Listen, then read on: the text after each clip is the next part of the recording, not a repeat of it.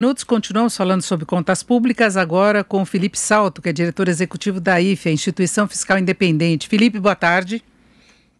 Boa tarde, Denise. Boa tarde aos ouvintes. É Felipe que escreveu, inclusive, um livro com o Mansueto a respeito de finanças públicas, não é, Felipe? Sim, de fato, nós publicamos em 2016 o livro Finanças Públicas, da Contabilidade Criativa ao Resgate da Credibilidade, pela editora Record, né? E você até nos brindou com a presença no lançamento, foi muito bacana. Agora, naquele livro a gente analisava um pouco o que tinha sido o período dessa chamada contabilidade criativa e mostrava quais seriam as medidas que seriam necessárias nas diversas áreas do gasto público, controle da despesa de pessoal, a questão do equilíbrio fiscal, da dívida pública, e de certa forma esses problemas permanecem, né? O problema central é que, a questão central é que a crise da Covid-19 impôs dificuldades, obstáculos adicionais a serem superados nesse momento. E pelo que a gente tem visto, a estratégia do governo durante a crise não tem sido a mais eficiente, digamos assim, ou a mais adequada para que a economia possa se recuperar mais rapidamente e para que a dívida não cresça tanto a partir do ano que vem, porque esse ano o crescimento já estaria mesmo contratado em razão dos gastos novos para combater a crise, mas para o ano que vem aí a gente precisa voltar numa agenda de maior zelo, né, de equilíbrio, pelo equilíbrio fiscal. Agora, Felipe, o governo trabalha com a previsão de um déficit este ano ao redor de 878 bilhões, foi o último balanço divulgado. Agora, o dado da IFE, o mais recente, aponta 912,4 bilhões, o rombo agora em 2020? Pois é, Denise, nós divulgamos hoje o relatório de acompanhamento fiscal de junho, publicado pela Instituição Fiscal Independente do Senado Federal, e nesse relatório o que nós estamos mostrando é que essa queda acentuada de 6,5% projetada no cenário base, que é o mais provável, para o PIB, combinado com o aumento do déficit, vai fazer com que a dívida chegue a 96,1% do PIB já neste ano. O déficit projetado para o setor público como um todo é de 13,2% do PIB, ou 912,4 bilhões de reais. É um déficit, de fato, muito expressivo. Agora, o essencial é que, a partir do ano que vem, esse déficit possa voltar a um patamar mais normal, digamos assim, né? Pelas nossas projeções, se as despesas realizadas durante a crise não transbordarem para o ano que vem, o que a gente vai ver é um déficit que passa de 13% para casa de 4% do PIB aproximadamente. Ainda é um déficit elevado, mas expressivamente menor. As medidas que estão postas na mesa, a regra do teto de gastos, principalmente, a meta de resultado primário, em alguma medida a gente tem um encontro marcado com essas regras no ano que vem, porque o crescimento da despesa obrigatória tem sido muito expressivo e vai ser difícil cumprir essas regras fiscais a partir de 2021.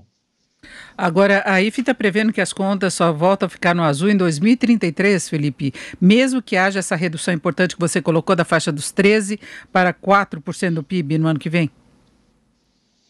Pois é, a gente tem uma dificuldade muito grande, Denise, que é a recuperação da arrecadação do governo, das receitas, né?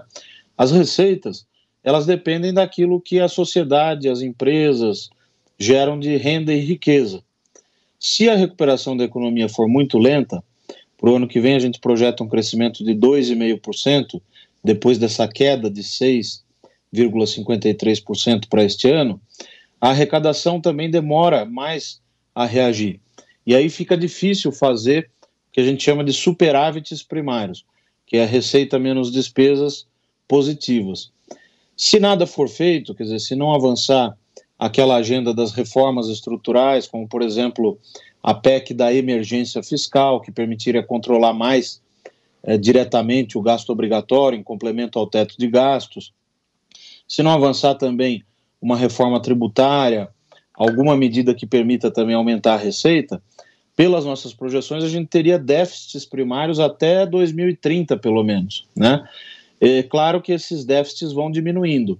Lá em 2030, o déficit no cenário base estaria ao redor de 1% do PIB. Mas ainda assim, quer dizer, é uma direção que preocupa, né? Você ainda, por 10 anos, ficar gerando déficits primários. Há medidas que podem ser tomadas para tentar evitar esse cenário. Como o secretário Mansueto falou na entrevista que você comentou antes da nossa conversa, é claro que esses cenários dependem das ações, né, de política e da política fiscal, dos gestores da política fiscal. Então, isso que a gente precisa ver, quer dizer, o governo precisa começar a sinalizar mais claramente o que vai ser o day after, né? Como é que vai ser o Brasil, as contas públicas, a economia, depois que passar essa tempestade. Agora, Felipe, ontem eu conversei também com o ministro da Economia, antes da Fazenda, Paulo Guedes, e ele me parece muito tranquilo em relação à capacidade de retomar essa questão do ajuste fiscal. Primeiro, ele lembrou a consequência, que eu até citei também com o Mansueto, da questão cambial, né, da utilização da venda de reservas, né, então veio aquele embalo muito forte de alta do dólar, o Banco Central acabou interferindo, isso teve um resultado. O Mansueto ressaltou que isso é uma determinação independente do Banco Central, mas aconteceu. E tem a discussão da possibilidade de venda das reservas para diminuição da dívida, do tamanho da expansão da dívida pública também, tem a questão da redução dos juros, e o ministro acha que dá para ter algumas iniciativas aí no campo tributário para desonerar a folha de salários, buscar alguma compensação, mas estimular o emprego, estimular a atividade também por aí. Você acha que seriam caminhos? Olha, deixa eu lhe dizer, Denise, essa questão do lucro das reservas internacionais, ou seja, dos dólares que o Brasil acumula, o Banco Central, e mantém investidos lá em títulos americanos ou em outros ativos de alta liquidez, esse lucro que acontece quando a taxa de câmbio sobe muito, né?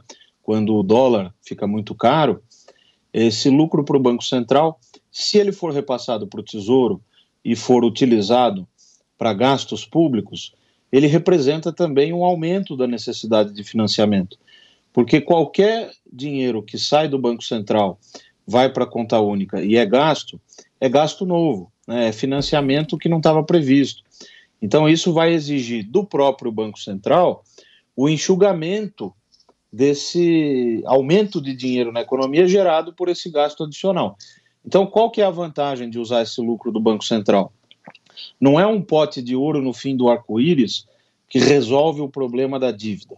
Ao contrário, ele facilita, no curto prazo, a gestão da dívida pública, porque como há muitos vencimentos de títulos que estão na mão das pessoas ou das instituições financeiras, previstos para o segundo semestre, essa montanha de dinheiro do lucro cambial, né, das reservas internacionais, pode ajudar a suprir uma parte dessa necessidade de colocação de novos títulos, no momento em que o Tesouro talvez precise encurtar mais a sua dívida e indexar mais a Selic para que ela fique mais atrativa.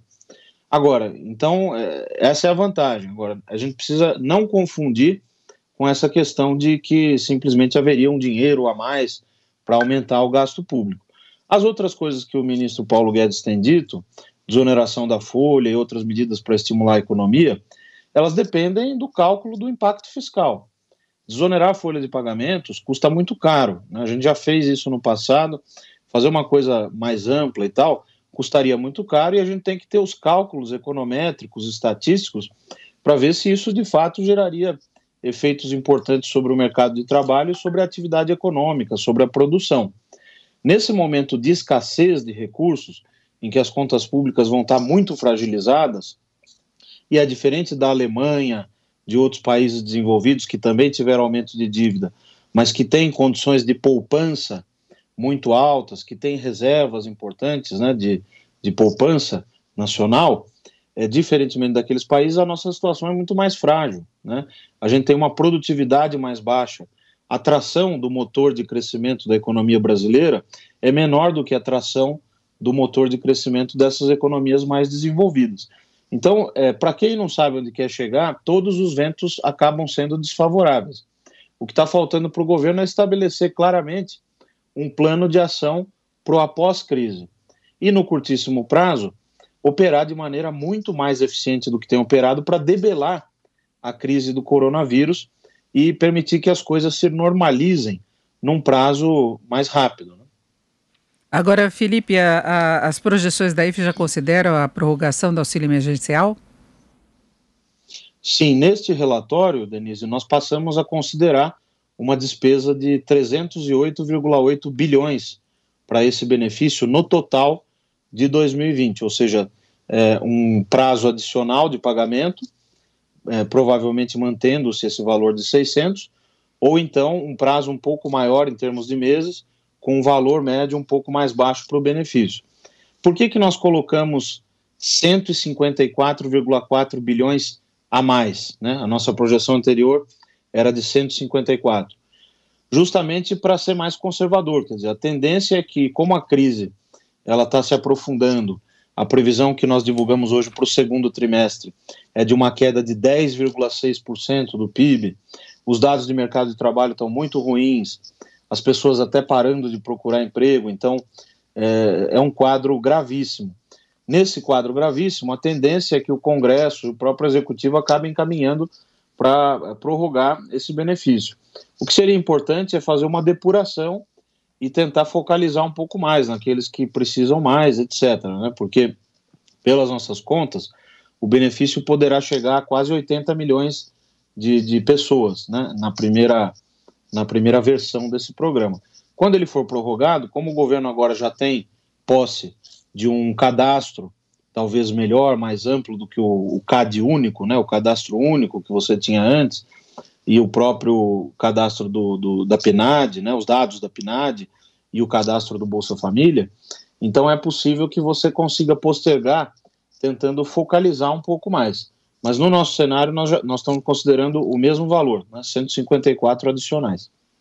Perfeito. E Felipe, para encerrarmos, só uma informação aqui que o ministro Paulo Guedes teria confirmado a um site que Bruno Funchal vai ser o novo secretário do Tesouro Nacional, substituindo Mansueto, que deve sair apenas no mês de agosto. Ele é diretor, já faz parte do Ministério de Programas do Ministério da Economia e é ex-secretário de Fazenda do Espírito Santo. Eu não sei se você o conhece, mas a expectativa é que tenha um perfil parecido, né? Eu conheci o Bruno Funchal quando ele foi secretário do Espírito Santo. Da Fazenda, né? Depois da Ana Paula Vescov. É um quadro muito qualificado, tem formação na Fundação Getúlio Vargas do Rio de Janeiro. Eu acho que é uma boa escolha. Tudo indica que, se tiver confirmada, é uma tendência de continuar o trabalho importante que o Mansueto vinha fazendo, né? O Mansueto fez uma mudança de 180 graus, começou com a Ana Paula Vescov, no governo Temer, mas fez uma mudança importante em termos de transparência, de divulgação de projeções, que não era uma coisa tão habitual do Tesouro. Então, até nós que estamos na IFE, nós conseguimos perceber isso muito bem. Quer dizer, o Tesouro Transparente, que é um portal agora que você já tem há algum tempo disponibilizando informações de maneira mais acessível e tudo mais, é um avanço que a gente tem que destacar. Então, se o Bruno Funchal tiver confirmado mesmo, acho que é uma boa escolha. Perfeito. Conversamos aqui com o Felipe Salto, que é diretor executivo da IFE, a Instituição Fiscal Independente. Felipe, muito obrigado. Uma boa tarde. Eu que agradeço, Denise. Boa tarde a todos os ouvintes.